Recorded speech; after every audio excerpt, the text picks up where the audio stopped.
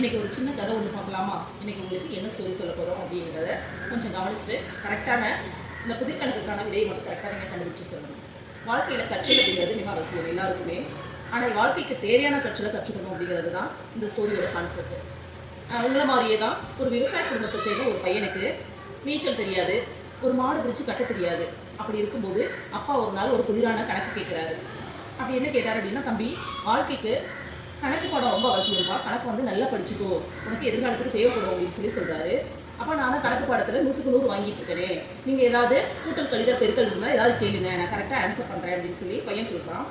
அப்போ அப்பா சொல்கிறாரு, 1 ஆட்டுக்கு எத்தனை கால், 8 ஆட்டுக்கு எத்தனை கால், என்னுடைய கணக்குக்கு பதில் சொல்லுப்பா அப்படின்னு கேட்குறாரு. அந்த பையனை யோசிச்சுட்டு கொஞ்சம் நேரம் கழிச்சு, 1 ஆட்டுக்கு 4 கால், அப்போ 1 ஆட்டுக்கு 6 கால், 8 ஆட்டுக்கு அப்போ 8 நாள் 32, 8 ஆட்டுக்குன்னா 34 கால்ப்பா அப்படின்னு சொல்கிறாங்க. அப்பா இருந்துட்டு, இல்லைப்பா உன்னுடைய விடை வந்து சரியானதா இல்லை, அவங்க வாத்தியாரை கேட்டு வந்து மறுபடியும் நீங்கள் கரெக்டான ஆன்சர் சொல்லு அப்படின்னு சொல்லி சொல்கிறாங்க. கொஞ்ச நேரம் அந்த பையன் ரொம்ப யோசிச்சு பார்த்துட்டு அடுத்த நாள் அவங்க அப்பா கிட்ட இந்த புதுக்கணக்குக்கான விடையை கேட்குறாங்க. அப்போ அப்பா சொல்கிறாரு, ஒன்று ஆடு அப்படிங்கிறது மழைக்கு 1 ஆடு, அதுக்கும் 4 கால் தான். தழைக்காக 8 ஆடு, அதுவும் ஒரு ஆடு தான், ஒரு ஆடோடைய கணக்கு தான். தழைக்காக 8 ஆடுக்கும் 4 கால் தான் அப்படின்னு சொல்கிறாரு. ஸோ டியர் சில்ட்ரன், அதனால் இந்த மாதிரியான புதுக்கணக்குகளையும் வாழ்க்கைக்கு தேவையான ஒரு சில விஷயங்களையும் நம்ம கற்றுக்கிறது அவசியமான ஒன்றா இருக்குது. தேங்க்யூ.